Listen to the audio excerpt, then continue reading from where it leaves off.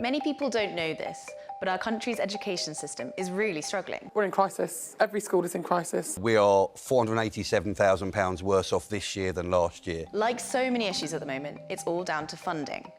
What I found from speaking to head teachers across London was a shocking and desperate situation. 9 in 10 schools in England are expected to run out of money by September, and many are already running on huge deficit budgets, meaning they're having to close. To give you an example, one primary head teacher I spoke to says he's had to make either 20 staff redundant or have 60 student classes just to even think about breaking even, though he says he would resign before letting that happen. Now, obviously, funding has never been plentiful in education, but many school leaders say it's been a good decade since they were able to comfortably afford the things they reluctantly call extras.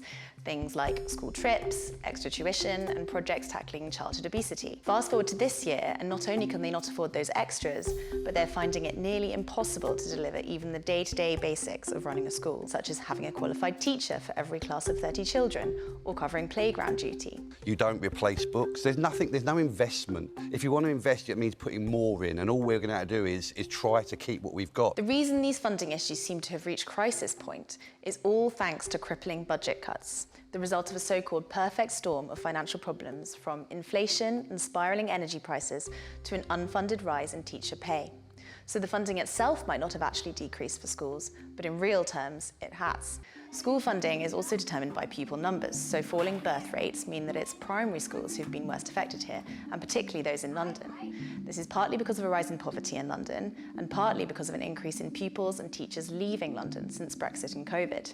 One head teacher I spoke to says her heart sinks every time she looks at the enrolment numbers, because it means she'll have to make even more staff redundant. The problem is the vast majority of school budgets go on staff wages, so the only way to make real savings is redundancies. The impact of these staffing cuts are wide-ranging, from increased class sizes to schools not being able to offer as many subjects. The most concerning part of all of this is that it's the most vulnerable students who are being hardest hit, and there are more of them than ever post-pandemic. Support staff, from counsellors to catch-up tutors, are having to be let go, and the wider fear is that London won't just lose schools as educational institutions, but safeguarding institutions too. To stop this happening, heads are being forced to make crippling cuts elsewhere, often to things that seem more cosmetic, such as not fixing leaking roofs or broken playground equipment. The problem is that these quickly become safety issues, as well as massively affecting the school's culture. The only solution many head teachers therefore see left is voting to strike.